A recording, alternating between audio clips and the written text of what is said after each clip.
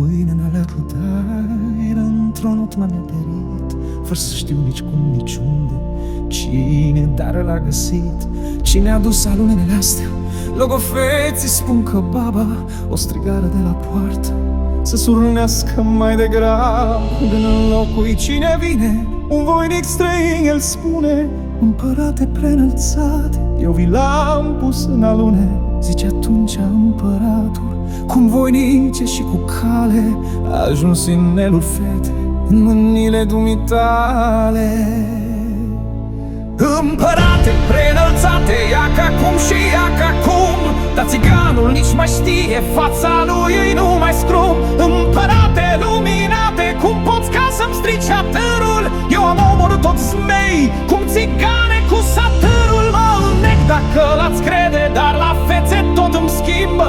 Să se cate zmei, Doamne, dacă au vârfuri de limbă.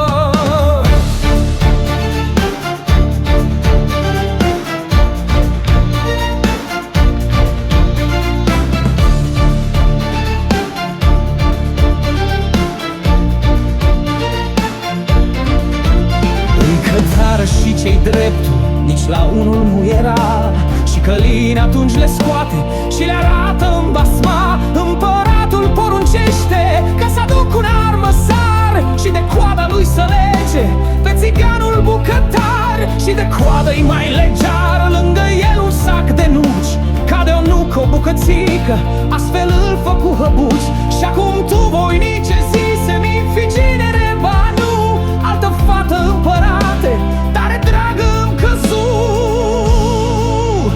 Am un frate însă de cruce, tot fecior de împărat, și de mulți era sociară, deși nu s-a chiutenzat. Uite aici, stară fata, se cam uită vrând nevrând, că tot pe Călin nebunul l-ar fi vrut ea mai curând. Și îndurecă cu feciorul era mai de o potrivă, la ochii lor lui jele s-a muiet mai milostivă. Deci făcură o nuntă mare și-a ținut 3 luni de rând, lăutar, bencet, halaiuri, tot ce-ți poate trece în gând.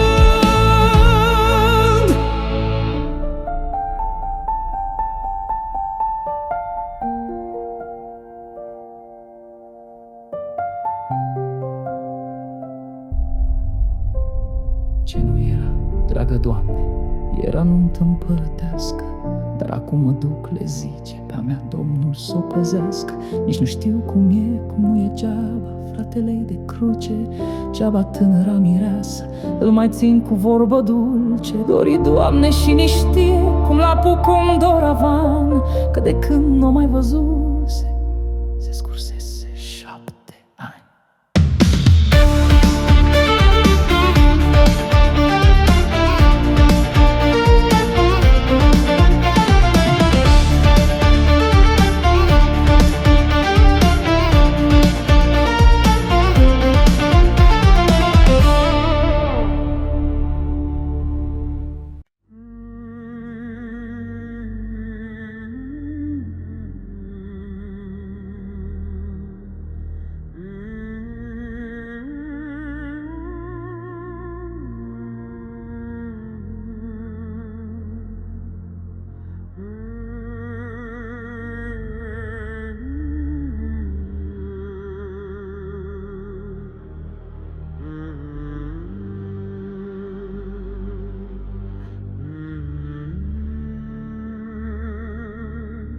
Când a ajuns lăcrum de casă, tatălui s-a fus.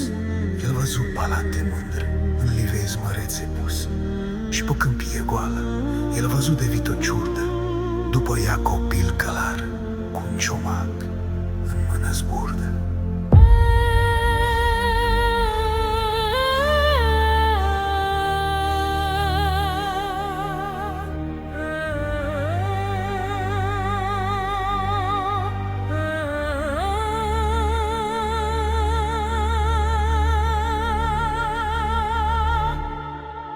Și părea că are 6 ani și încă ceva mai bine.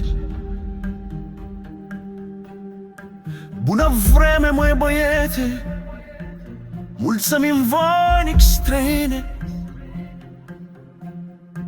Nu-mi știi spune cine șade în aste rânduri de palat. Doi voinici ce-au scos odată pe 3 fete de împărat din azmeilor prin soare și-au luat care pe care, mijlociul pe cea mică și cel mare pe cea mare.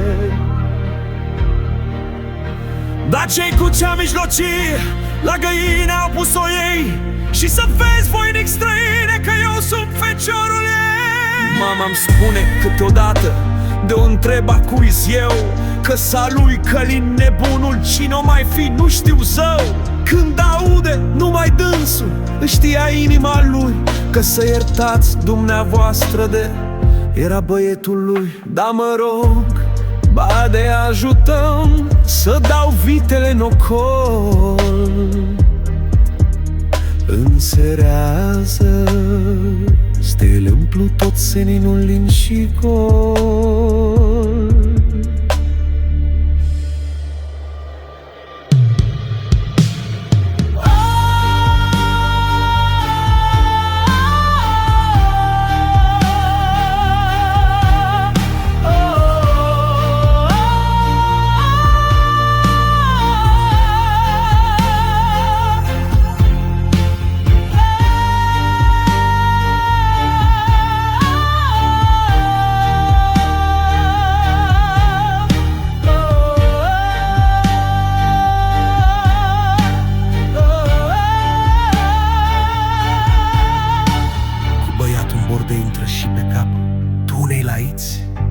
Lumina muco și negru într-un hârb, un roșopaiț.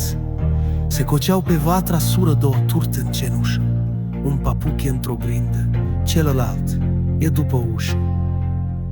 Prin gunoi se plimblă iuțe legănată o rățușcă, și pe un țol o răcăiește un cucoș închis în cușcă.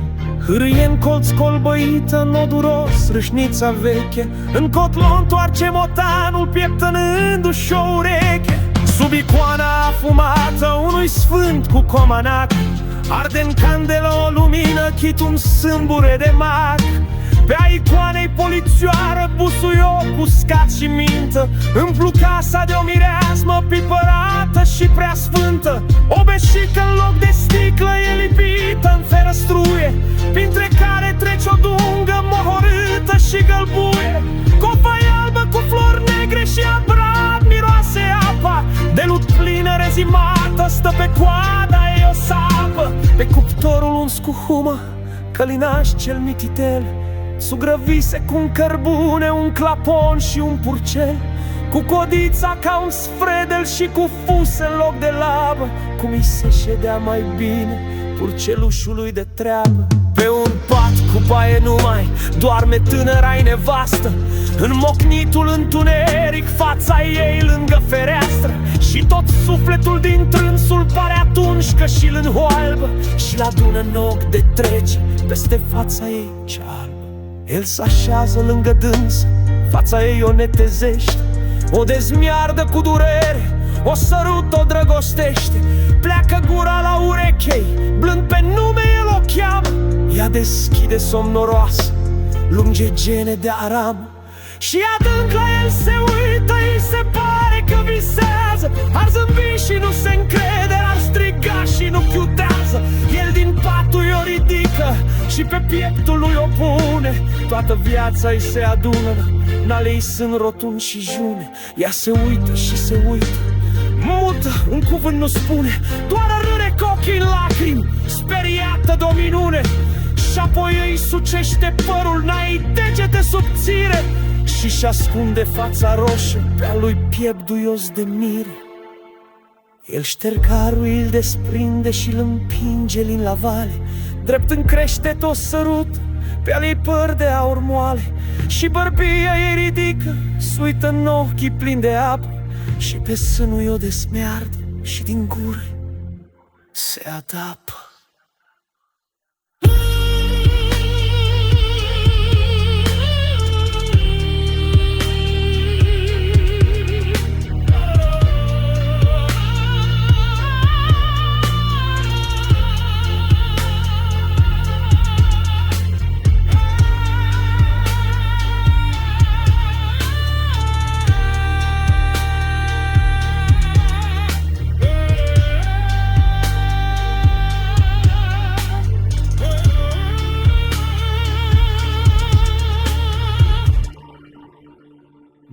doua zi voinicul mânios intră în ogradă, frații lui cum îl văzură la genunchi veneau să-i cadă.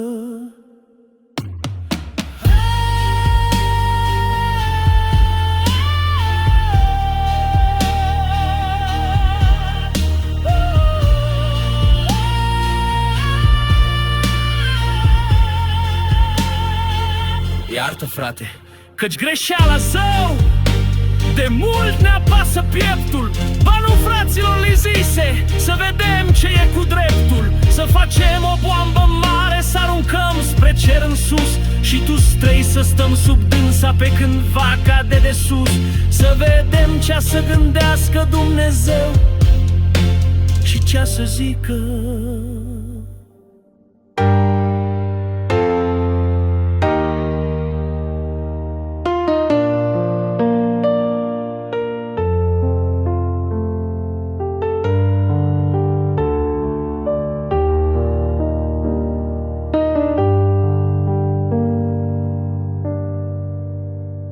Astfel cum ți-ai face cruce, ei se pun alături pică, boamba grea zvârlită în ceruri, din cei doi făcând fărâme. Și Călin rămâne singură, îi pare ca la nimeni, dar în nici că avut ce face, în păcat de-a stă dreptate. Lasă-mi pace să trăiască tinerele lui cumnate.